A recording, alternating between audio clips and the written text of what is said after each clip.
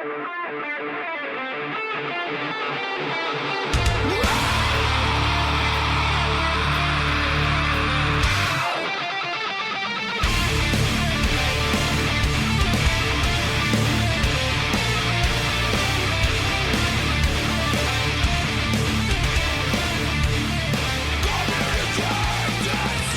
right, here we go. Today is Sunday, August 14th, 2016, and this is episode 167 of the Defensive Security Podcast. My name is Jerry Bell, and joining me tonight is Mr. Andrew Kellett.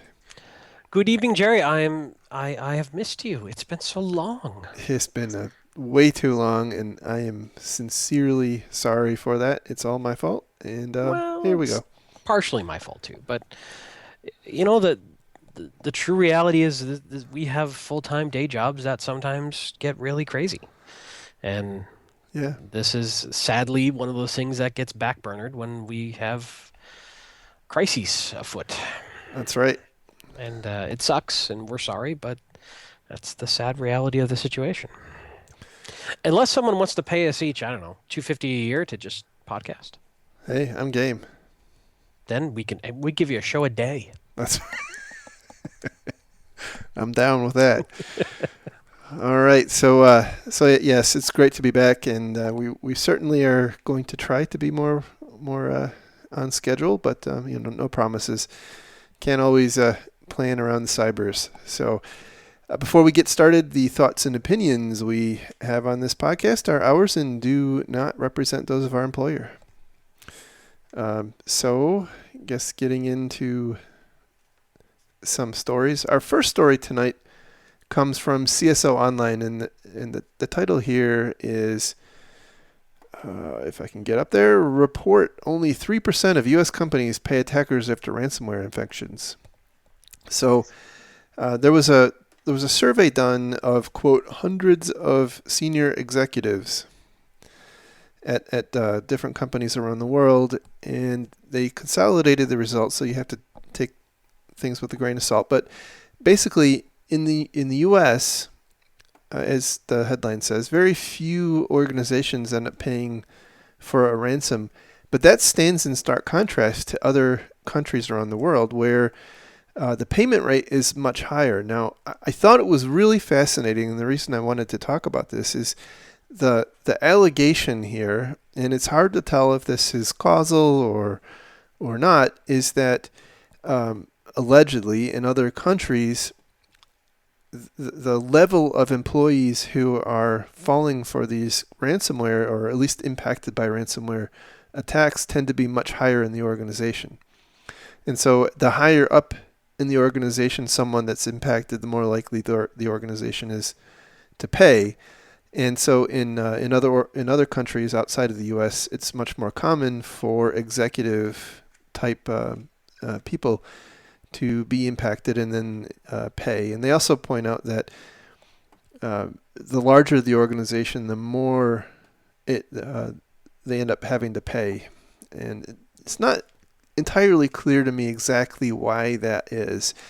I think that there are some, I know there are some different malware or ransomware crews that really focus on enterprises and have a much different rate sheet than others.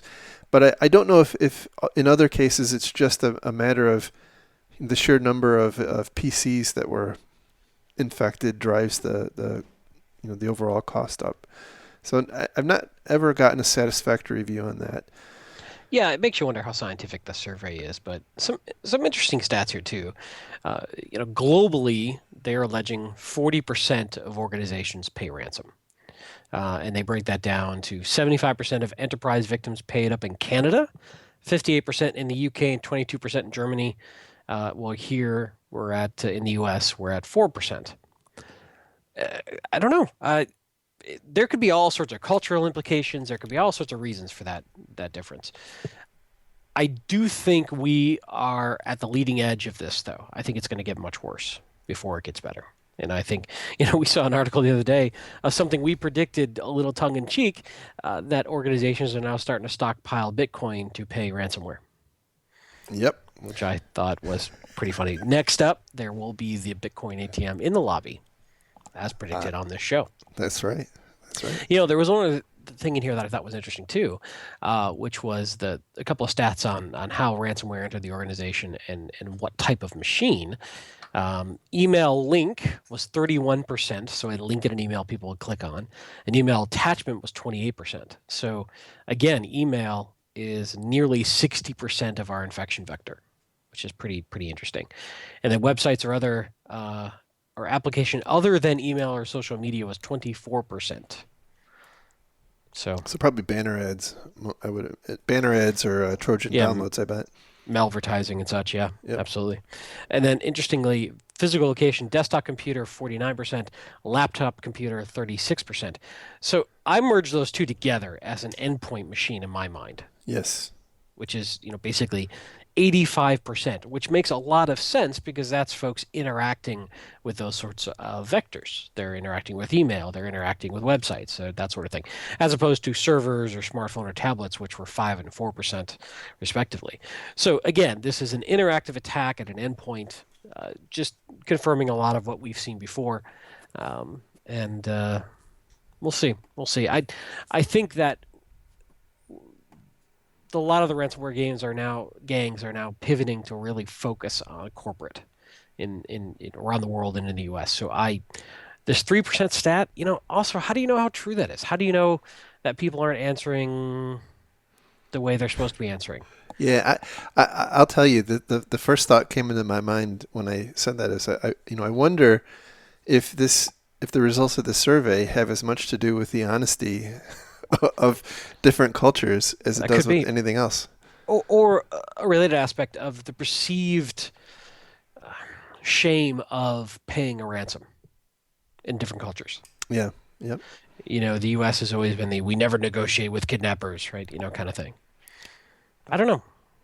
It's, but I think the takeaway here is that it's still a massive growing threat, and it's not going to go away. It's too profitable for the bad guys. They, as much as everyone says, don't pay, clearly people are paying. It's working, and it's going to continue to work. So we're going to see more and more folks, I think, get hit by this because it's an instant monetization attack. It makes a lot of sense for the bad guys. It's a very scalable business model. It's true. Yes. So moving on to our next story, which comes from bankinfosecurity.com. The title is Swift Heists. Yes, we're going to talk about Swift again. Swift Heist, the new account takeovers. And so there's really, I wouldn't say anything strikingly new in this particular article, but they kind of rehash some of the basic points that there's a lot of finger pointing going on in the industry right now. People saying, the Fed should be doing much more in terms of fraud analytics and whatnot, but they're not. And I guess allegedly, according to the reports I've read, the contractual agreement puts all of the onus on the originating party. The receiving party is just responsible for collecting the message and then acting on it, and the originator is responsible for making sure they had proper security. So it kind of seems like if there's mud to be slung, it's that the whole model itself is just maybe a little wrong-headed given the current threat environment, I suppose.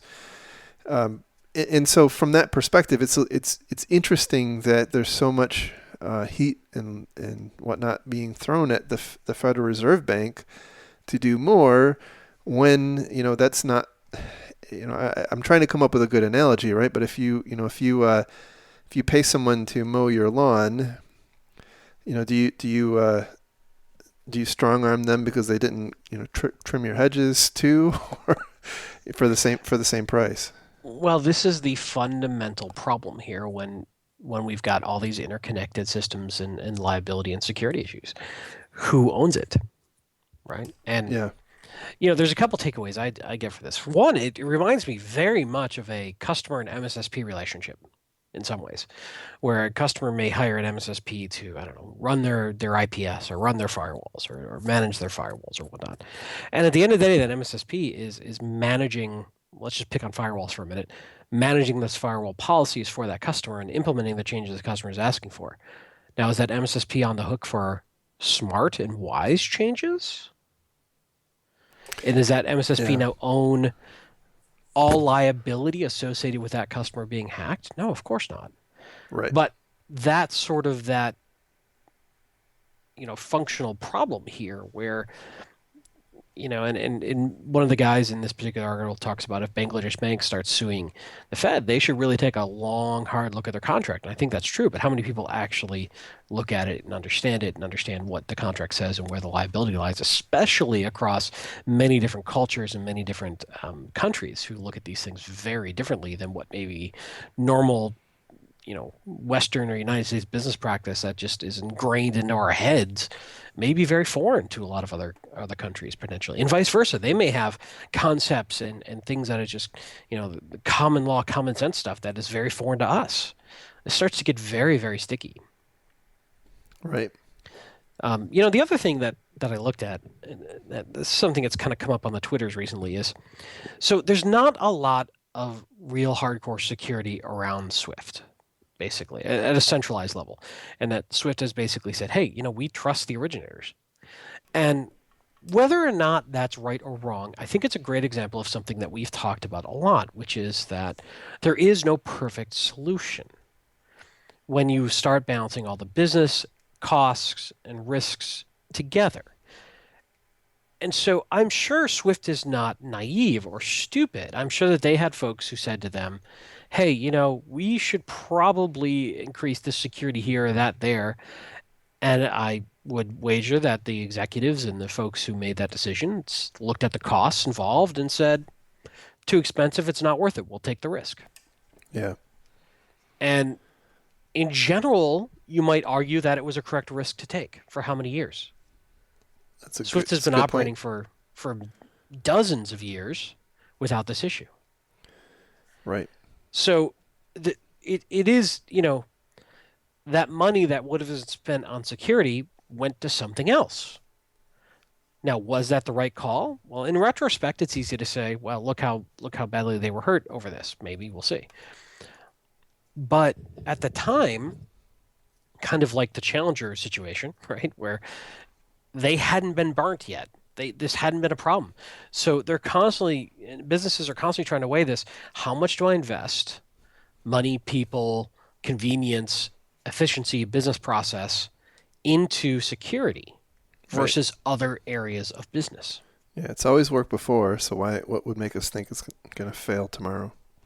Right. And there is no right answer. As much as we as security folks go, oh, this was stupid, this was terrible, we have one view into the business, which is what is secure and not secure. When the reality is the senior leadership team has to look at how am I deploying my resources and hitting my business goals. Yep, that's right. If you boil it back to fire prevention, you could have a sprinkler above every desk, and you could have, you could go overboard on fire prevention. And make your entire business built out of completely fireproof materials. But is the risk that high to justify that expense? Right. And businesses do catch on fire occasionally, relatively speaking, and they have insurance to cover that. But I guess my point is we've got to figure out how to deal with a non-secure situation when we're security folks, because we're not always going to win that argument. Yeah, and honestly, the Swift network and the endpoints on the Swift network itself are kind of an interesting metaphor for the internet itself, right? Because Swift is acting logically like the internet. They just connect two disparate parties and let them talk. That's true.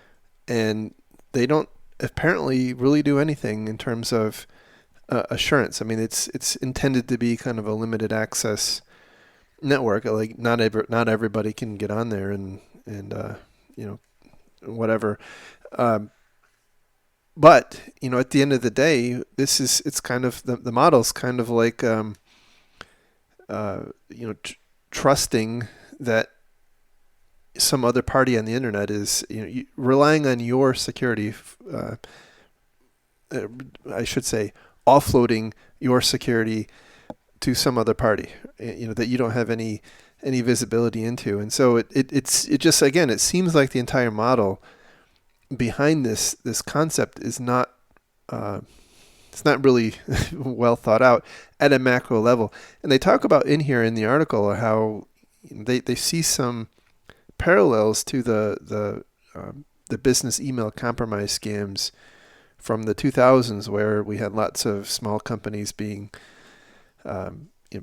having their bank accounts, their commercial bank accounts being compromised and having funds transferred out. And that resulted in a lot of lawsuits and kind of established the case law around who's responsible when those losses occur. And that resulted in, for instance, the FFIC, the U.S. banking regulators, laid out some requirements for authentication to help mitigate that. But at the end of the day, they by and large, in the corporate world, the losses are, unless there's some negligence on the part of the financial institution, the losses are borne by the customer. Right.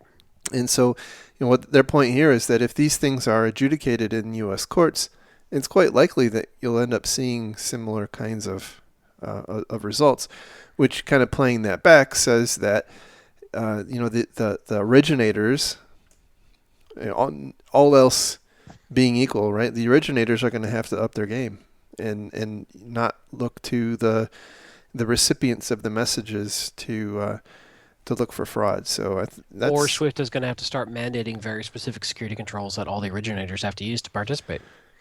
If they're going to be held liable. Yeah. Yeah, but see, that's where SWIFT is like a, kind of an interested party. They don't seem to be in the line of fire yet. So we'll see. That could be just some interesting tap dance work, right? Yeah. Or it could be that their members push on them to push on other members. Yes. But I think the takeaway here as well is this is very similar to having third-party business partners engaged in your network environment. How much you trust them? Yeah. Indeed. So we kicked that one to death. Let's move on to the next story, which is from Tripwire, and the title is, "Does dropping malicious USB sticks really work?" Yes, worryingly well. This is not a story from 10 years ago, or 8 years ago, or 5 years ago. Yeah, so some researchers, and the point of the research was not, do people plug in USB drives that are left in a parking lot? It was more around what factors increase the likelihood of people plugging in USB drives. And so they in particular were labeling USB drives with different things.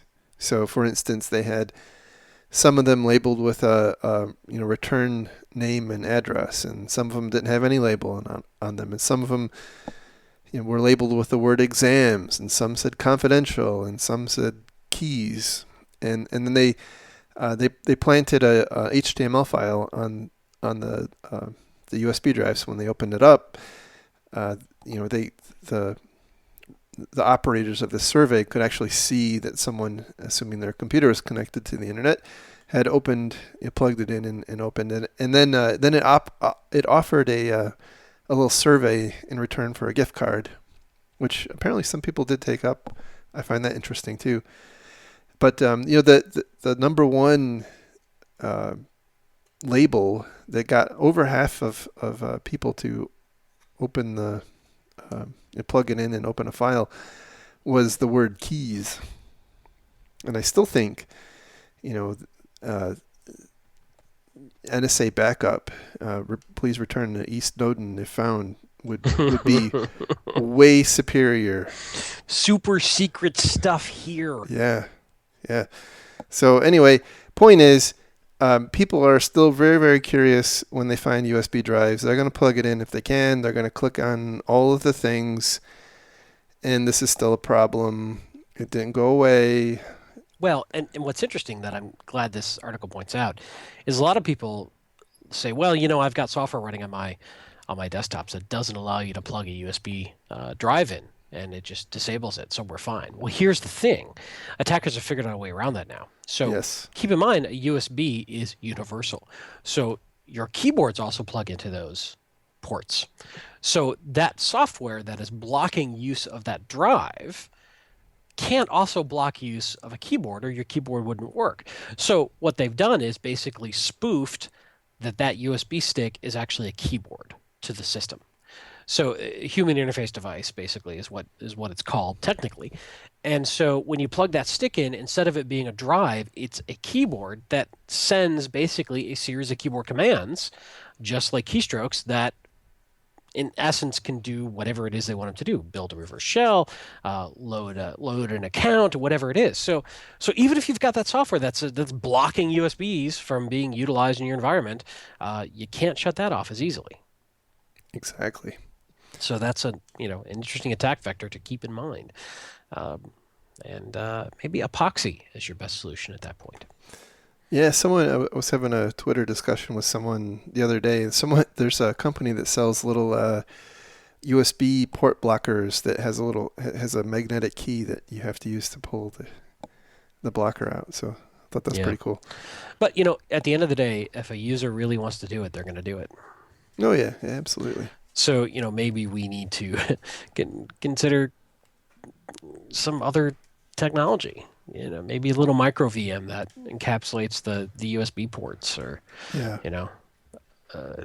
opening it up in some sort of sandbox or whatnot. Indeed. So moving on to our next story, which comes from Ars Technica. The title here is "Frequent Password Changes Are the Enemy of Security," FTC technologist says. This one got under my skin, I gotta tell you. So tell me, why did it get under your skin?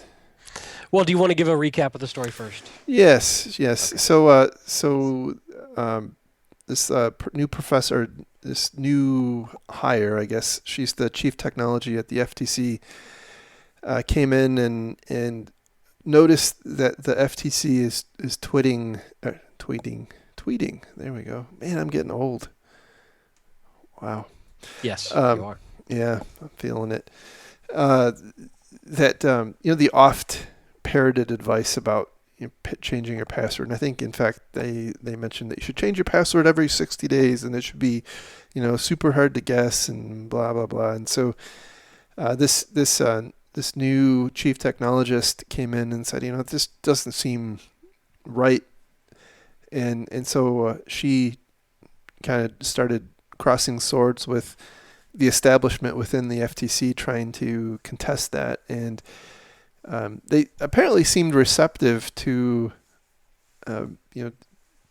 counter arguments and ask for some studies. And so they actually make reference to the study she pulled out here, which points out that in general, when people are forced to change password on some periodic basis, all they do is they iterate. They have a password 1, and now it's password 2 when they need to change it, password 3 and password 4, whatever. And the point was that when you do that, you're not actually really helping yourself much in terms of security. And so maybe you would be better off if you got people trained to use a much longer, maybe more random thing that they didn't have to change periodically. And then they would have a chance to remember it. And to be honest, the whole thing seems just kind of wrong-headed. By the way, there's that password manager in 1Password. I'm gonna start up a competitor called Password One, and instead of like generating random passwords, it's just gonna give you the password 1. And I mean, look, this is gonna make them. If you guys heard it here first. If you guys want to get in on on the ground floor investing, I'm telling you, this thing's gonna be huge, right? So anyway, back on track. Point is, I just think the whole discussion is kind of silly. I get where she's coming from, but I think it's very misguided. Right? So if you take in a microcosm of just a corporate environment with 1Password to get into your, let's pick on Windows desktop and Active Directory, I completely understand her point of people have figured out that if you're forced to change it every 60, 90 days, whatever it is, that you're just going to come up with a pattern and iterate the pattern just enough to get past the uniqueness and history tracking of used passwords. I get it. And that is a problem. But her advice is throwing the baby out with the bathwater. Here's why. Looking at it in a microcosm of just that corporate environment, that is not how people use passwords. They tend to reuse passwords throughout all of their logins. They tend to reuse the same username and passwords, which is usually an email address and the same password at every damn website and online site they go to. And the problem is that we're seeing a rash of those websites having their password databases dumped, whether it be just the hashes or whatnot. And so we are seeing a ton of password reuse attacks going on right now. And so if I'm not changing my password, that means that the chances are that password is eventually going to get popped and eventually reused. Now, I think she's not on the wrong path, but I think her solution is not fully baked. So I think a much better solution, and you kind of hinted at this, is using a password manager with a uniquely generated, highly random password for every site you log into. Now, granted, that does not work well for your desktop logins, unless you want to pop it up on your phone or whatnot. But we could also start using more two-factor as well. I think that would solve a lot of problems.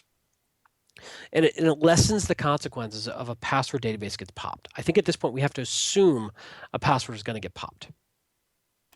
Yeah, absolutely. So yep. I don't think the answer is, well, if you force people to change their password, they're going to keep using weak passwords. So don't make them change their password. That's not fixing the problem. That's fixing a symptom of the problem. We need better, unique password management and I think the only way that's really viable is via password manager. And more two-factor, I think, solves this problem.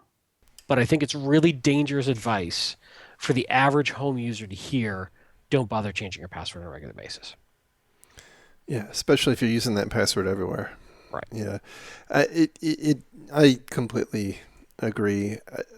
I think the premise, as you mentioned, right, the premise that she's coming at this from is that it's better. It would be better. You'd be better off having one complex password that would be hard to brute force in a particular situation. But that negates the whole point, which you mentioned, and I'm just going to reiterate that that's not how most passwords are being lost these days. No, this is an incredibly academic view without real world experience in my mind. The most the most active way is from password dumps and sites or password captures or keyloggers and keylogging or a phishing attack or there's a yes, people's passwords can also be brute forced. And by the way, our ability to brute force is growing exponentially by using GPUs. So that doesn't solve that problem. Right. We have to make the assumption the password is going to get disclosed, is what I'm trying to say. Yep. So I think, and this is something that when I get really cranky, I see a lot, which is folks who spend a lot of time in an academic environment thinking about security, who haven't spent a lot of time in the non-academic world trying to run real-world security, have these assumptions of behavior in their mind that don't bear out in reality. So they come up with this really clever idea that works great in their lab, and then you bring it out to the real world, and it doesn't quite work that way. I'm not saying they shouldn't try. I'm not saying that these aren't good ideas, but I see a lot of folks with really academic views of security who don't necessarily have the real-world wisdom to understand the real-world implication of what they're suggesting. Well, having said that, I agree with her premise that changing passwords is silly, but I think the solution was where the problem was. So yeah, I agree. I think that's the point we disagree on. So anyway, I think we have flogged that deceased equine. So the next story comes from IEEE Spectrum, and the title is Nigerian Scammers Infect Themselves with Own Malware Revealing New Wire Fraud Scheme. So, this has been going on. these sorts of attacks have been going on for a while, but an interesting thing happened recently. Apparently, there was a new-ish uh, organized crime gang, I guess, in Nigeria, uh, kind of stealing money from small to medium-sized businesses, and they apparently managed to infect themselves with their own piece of malware, which that piece of malware allows screen captures and key logging and things like that. And I guess it effectively pipes to allegedly pipes to an open server that some SecureWorks researchers found. And so they were watching effectively the bad guys using their own malware on themselves and learned some things about how they work. And apparently, and to be clear, the bad guys didn't realize that they were doing this. This was unbeknownst to them that their actions were being monitored. right. And so apparently these people, are good, quote, church-going. I think they actually say that in here. Church-going family men in their 20s to 40s who are well respected, and they're trying to increase the economic potential of the region they're in, and they feel a duty to do this. And so that, I guess, was what they gleaned from watching their activity. And apparently also saw that they're training up and coming fraudsters. But anyway, the way it works, which I thought was interesting, is that they through many different the normal means, phishing, attachments, links, probably even malvertising, they will plant a Trojan on the victim's computer and watch for banking or financial transactions. So something like sending an invoice to a customer, and what they'll do is they'll effectively stop the sending of that invoice. They'll change the payment information on the invoice, obviously to something that the attacker controls, and then send it out using a email account of the victim, right? So maybe not the same email account of the victim person, but an email account on in that domain. So it's really difficult for either party to sense that something is going wrong. And so that's the kind of the unique thing here is that from the perspective of the customer of the victim, they're getting an invoice from the actual domain, that they actually did business with for the amount that they actually owe, and so it doesn't really look odd to them. That there's nothing from the victim's perspective. Similarly, there's really nothing, assuming their super duper next generation antivirus can't detect what's going on. There's nothing to see there either. And so all the way around, it just looks like nothing's going on until the victim tries to go and collect the money from the customer, who then says, look, I already paid you, and there you go. So this kind of goes back to the point where there's the endpoint is becoming increasing. I mean, it's already important, but it's becoming increasingly important. And we need to do a much better job of detecting when there's bad actors on there. And I think there's lots of opportunity to do that, both on the endpoint itself and, at the network, inside the network as well. And I suppose, given that the victims here are more the small, medium-sized businesses, maybe this constituency doesn't necessarily have that level of sophistication to be able to do. But I mean, the failure to get better at this is becoming more severe. Or the consequences of failing to do this is becoming more severe.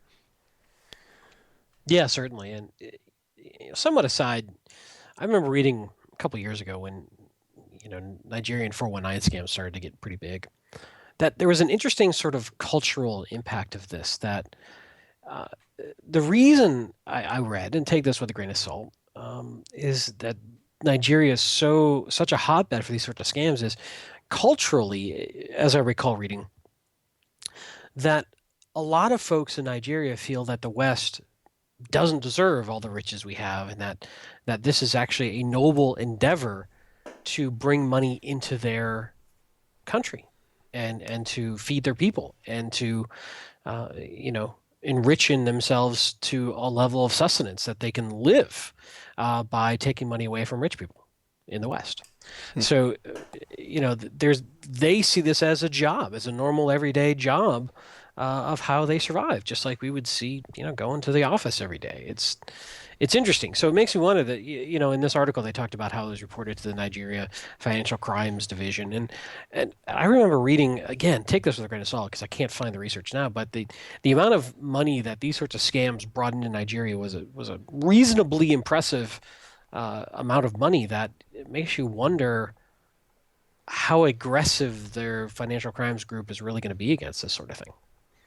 Yeah, especially if that's a significant part of the country's GDP. Yeah. I don't have any numbers in front of me, so I can't really back that up. This particular group, as reported by SecureWorks, allegedly had 30 members and was bringing in about $3 million a year. And so that's I know a little bit about Nigeria, and the cost of living is quite low there, at least in some parts. And $3 million is a lot of money, and so I what you just said kind of by the way comports with the characterization that in the article they made a very, I think, intentional reference to these people being characterized as family men and well respected and church going. So it kind of aligns with what you just said. So, yeah, the average monthly income for Nigerians, middle class, is $480 to $645 US per month. Yeah, so that's a whole bunch of money. $3 million is a whole bunch of money. Anyway, so yeah, there's again no magic to this. I think we've talked about in the past the importance of if you're gonna have someone doing online banking transactions for your organization, kind of to the point we talked about in one of the previous stories. If you get compromised, that the loss is on you for the most part, unless your bank really screwed up.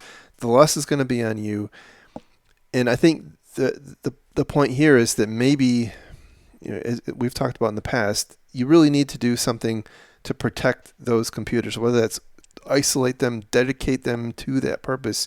But the thing that this says to me is that maybe the scope of what has to be in that bucket of really sensitive handling needs to be larger, right? To cover things like not only transacting with your bank, but also running invoices and maybe interacting with your accounting systems and that sort of thing. So something to think about.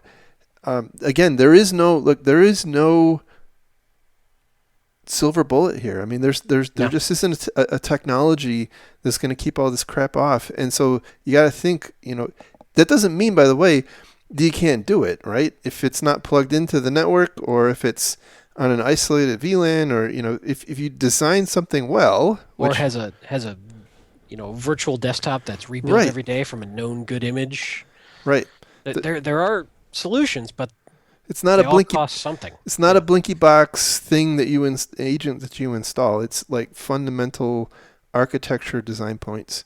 Yeah. And that's the point that I'm trying to convey here. So moving on. Our next story comes from CSO Online, and the title is "Disable WPAD Now or Have Your Accounts and Private Data Compromised." Wow, now. Clickbaity. Now. So WPAD stands for the Web Proxy Auto Discovery Protocol, and by the way, has been the subject. It has been probably, maybe other than SSL, like the most problematic protocol ever. It's just horrible. And some big critical patches came out for it this year too. It's a terrible, terrible, terrible thing. It has been like So you're saying you don't like it? I don't like Okay. it. I don't think. Well, I'm a little unclear on your view I here. think the bad guys like it a lot, right? But anyway, the deal here is yet So another. for those who don't know, by the way, this is a protocol on Windows that is turned on by default. Not only Windows, and there are other operating systems that support it. That's true. But for Yeah. this particular story, we're talking. Yes. So it is a protocol that will allow, as the name might imply, will allow a number of different mechanisms to auto-configure a proxy. So, not all networks have a clear line of sight to the internet, and some of them force you to go through a proxy server. The way that happens is either through a DHCP packet. There's some special DNS records, and then there's also a proprietary Microsoft name resolution protocol for local area networks. Will deliver this JavaScript configuration Whoa. What'd you file. say? I know, it's crazy JavaScript. Well, see, there's your problem. There's your problem. Yeah, hold my beer. Configure my proxy. Hold my beer while I code this JavaScript. So anyway, yeah, basically what the some researchers found that they can, especially if you're off-site, like if you take your work computer to Starbucks or the airport or wherever, and you jack into their network, the public Wi-Fi, somebody can be announcing a malicious WPAD, which will configure your computer to use a rogue proxy, forcing all of your HTTP traffic through and HTTPS traffic through this proxy. Obviously, HTTPS is a little harder to monkey with, but there's kind of almost endless possibilities of what can be done once somebody is in the middle of your communications. This is such an example of convenience over security, right? This is such an example of, we'll make it easy. Here you go. Yeah, but without thinking about the concept of, wow, I could really molest that if I'm a bad guy. Yeah, but I think the probably even more problematic thing is it's at least for me, the issue is how many people, until you read a story like this, how many people really understand that WPAD exists? And that's why we are here, Jerry, to spread the gospel of WPAD.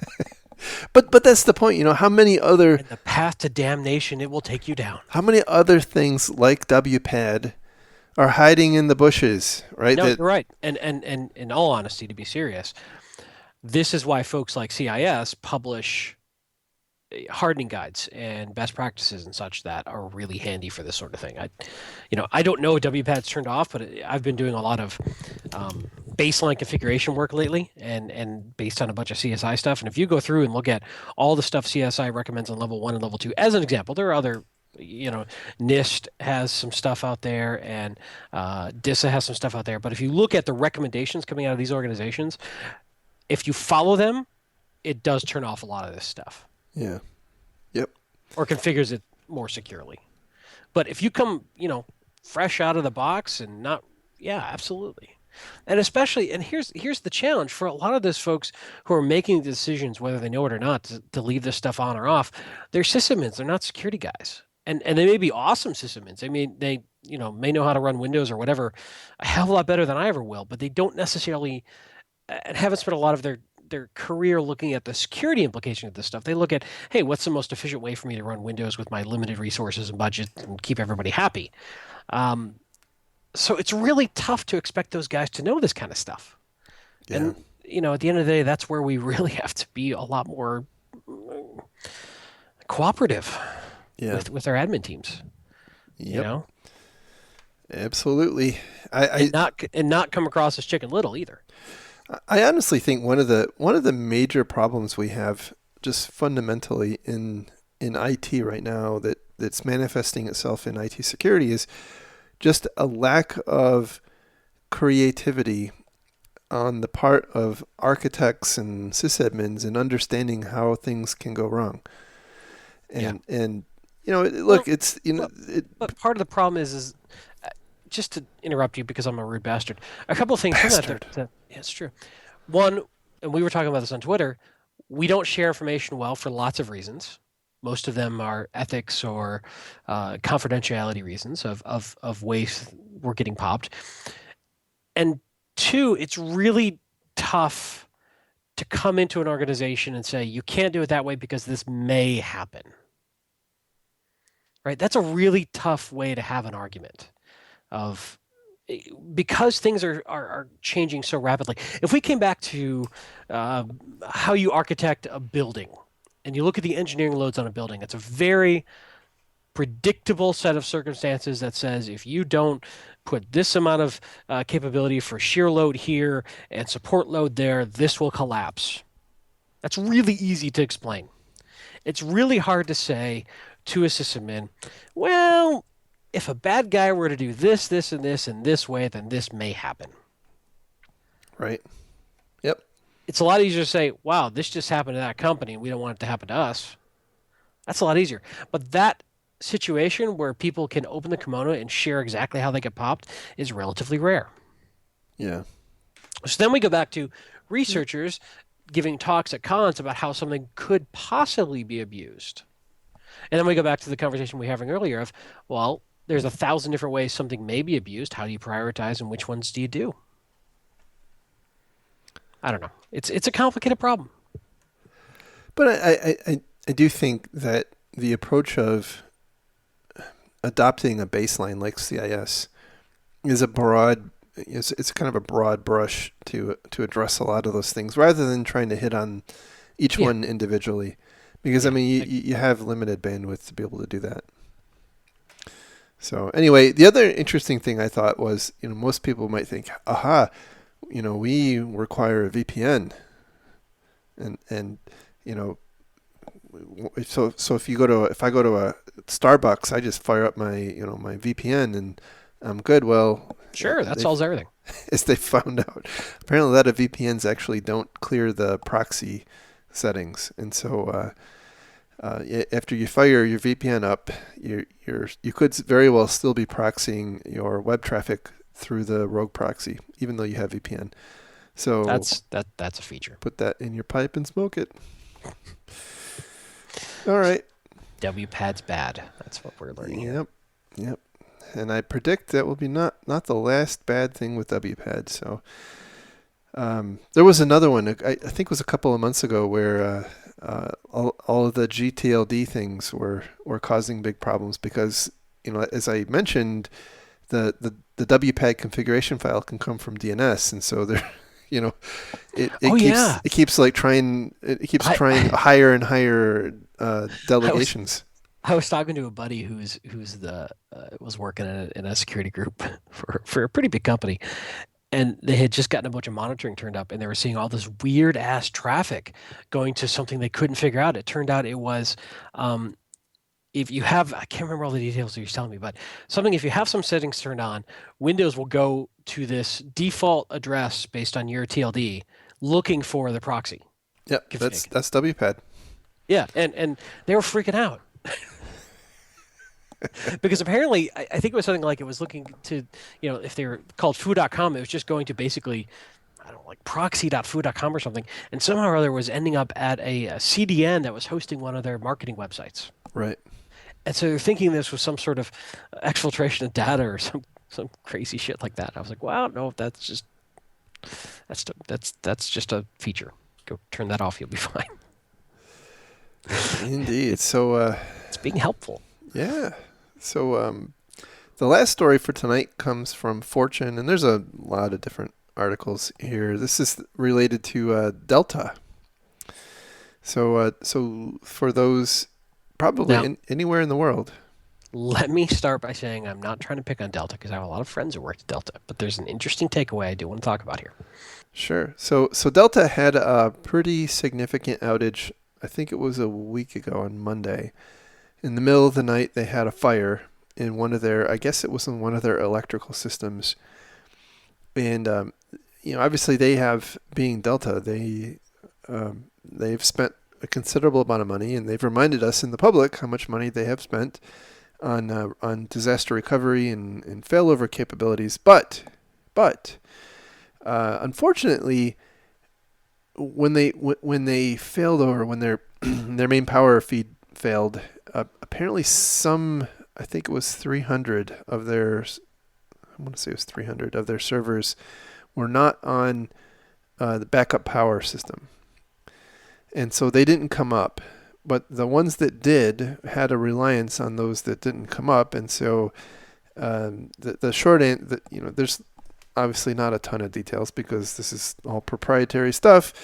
It didn't work, and it took a very long time for them to get everything set right. And I suspect, I don't know, but I suspect that part of the problem was that this was otherwise a relatively non-event, right? It wasn't something that would cause you to fail over to your hot site somewhere else. It was just, you had a transformer pop, and you should have a UPS and generator that could carry you through. And so my read on the situation was they didn't fail. They didn't do a complete failover.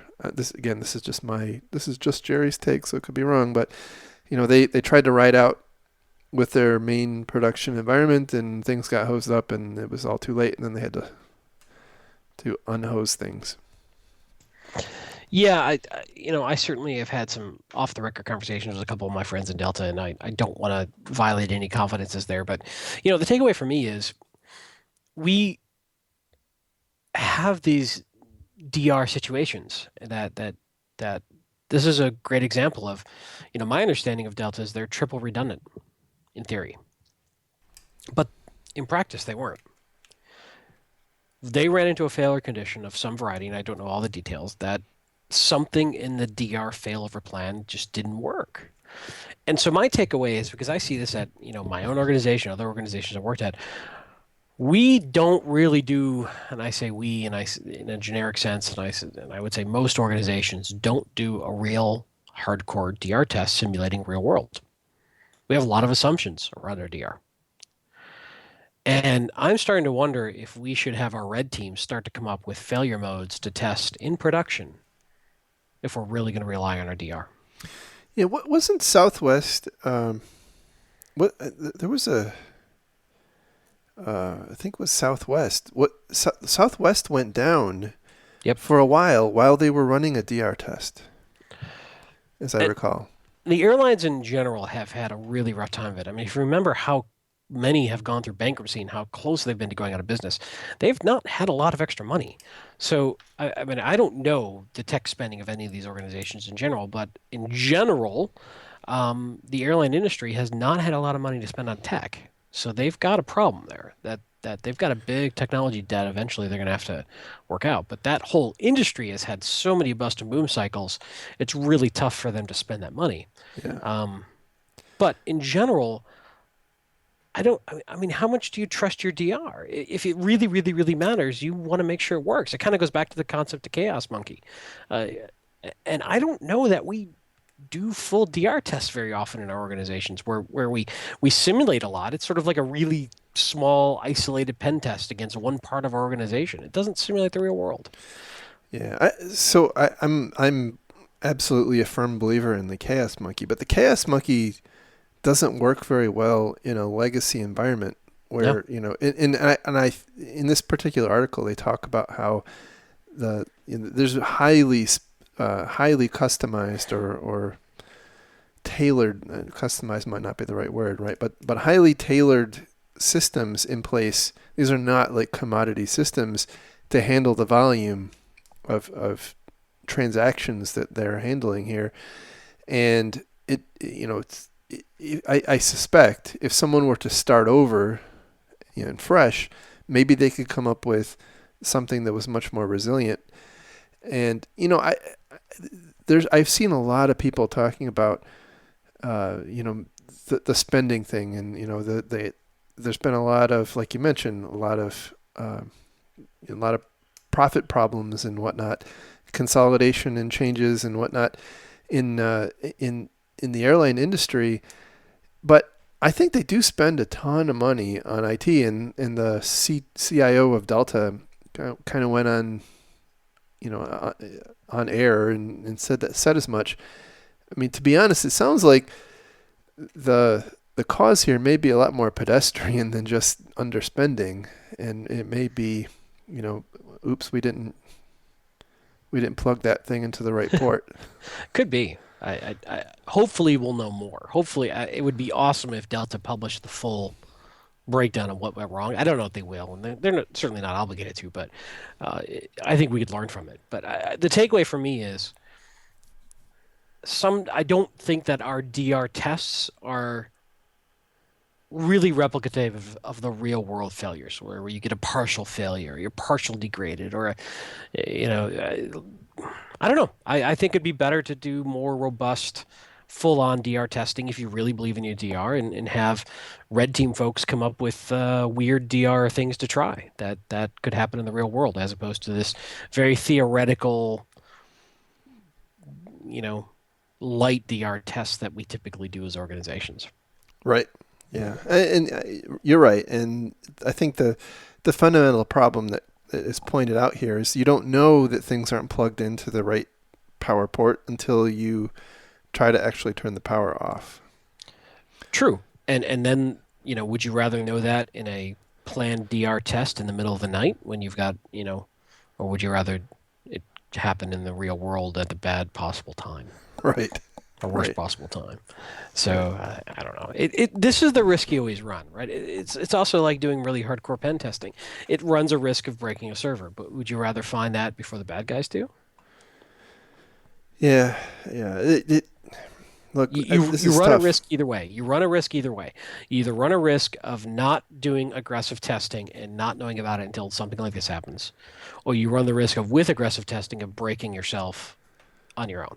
Yeah, and this is the problem, I think, of environments that grow organically, and then also by acquisition, where things get kind of glommed on, and a lot of these environments aren't, they don't start off with a master plan, right? And not saying that when these environments were built, a lot of the concerns that we have today would have even been thought of, right? But certainly the power problem probably would have been. But I guess the point is, if it's difficult because, a smaller organization isn't going to go through the machinations and the expense to design something that is, extremely thorough and fault tolerant and whatnot, because they're still really small.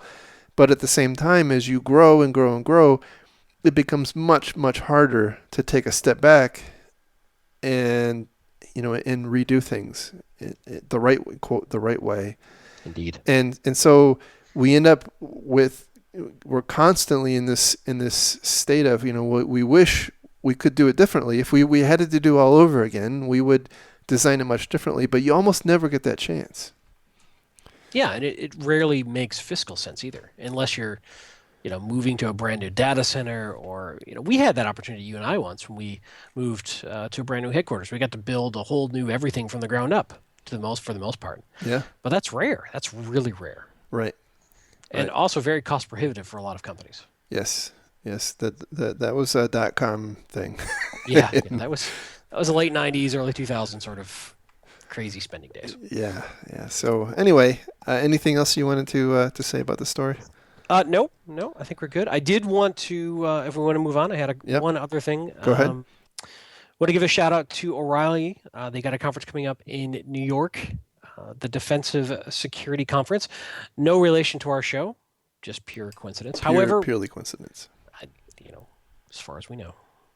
Not saying that hasn't been a plethora of things with that name lately, but that's fine. We're trendsetters, man. No, it sounds like it's going to be a really cool conference. This is the first time there's going to be one in New York, one in Amsterdam. It's all blue team focused, defensive focused. Jerry and I will be there. We're running a track. We got to get all the details on that going, but it'll be epic, whatever it is. And even if we're not running a track or whatever, we'll still hopefully be there, and you'll be there. And yeah, it'll be a grand old time. We'll have fun. Yeah. So check that out. I think tickets are starting to tier up in pricing as they get closer. So We should see if we can leverage like a discount code for our listeners. Yeah, that's right. You should get on that. Why aren't you on that? I'll get my people on that. But anyway, check that out. It looks like it'll be a cool conference. Seems relevant, something that would be of interest to our listeners, relevant to our interests. Yeah, and I think the intention, by the way, is we all, and I in particular, complain a lot about the lack of blue team content at security conferences, and here's a organization, trying to do something about that. So, be silly not to embrace it. Yeah, we should give them some love. Yeah. Not the other conferences aren't cool too, but this is definitely our sweet spot. It's a new thing. So here you go. What else is going on? DerbyCon, you're going to be at Tom, right? I'm going to be at DerbyCon. It's going to be great. I will not be there. I'm sorry. It's all right. And I think that's all we got for now. Maybe there might be a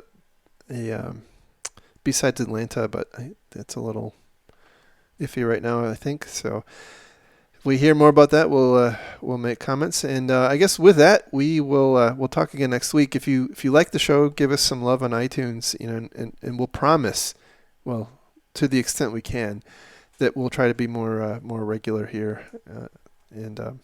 But eat your fiber. Eat my fiber, my prunes. That's right. And I was going to say the poop yogurt, but that's just gross. So Ew. I know. Ew. I know. You had to go there. I had to go there. And let's see. You can follow the show on Twitter at DefensiveSec. You can follow Mr. Khaled on Twitter at Larg. Me on Twitter at MaliciousLink. You can find links to all of the stories, which there were a bunch of tonight, on our website at www.defensivesecurity.org. And with that... Wait, one more thing. Oh, Jesus. You ruined everything. I did. We have not given a shout-out lately to our Patreon donors. Yes, thank you. You guys are awesome. It's amazing that you guys just give us money. That blows my mind every week. Yep. So thank you. And by the way, if you are interested in supporting the show, we are completely sponsor-free, which means we can be absolutely uninfluenced by any third party and can say whatever we want. So we'll never get hired by most of the companies we talk about on the show. Look us up. We would welcome your donation to the keeping the show running. That's right. That money pretty much goes to bandwidth and servers and such. It's we're not getting rich off that, but my God, do we appreciate those donations. Thank you. Thank you very much. And thank you for listening, and tell a friend. So we'll talk again next time. Thank you. Have a great week, everybody. Bye. Bye.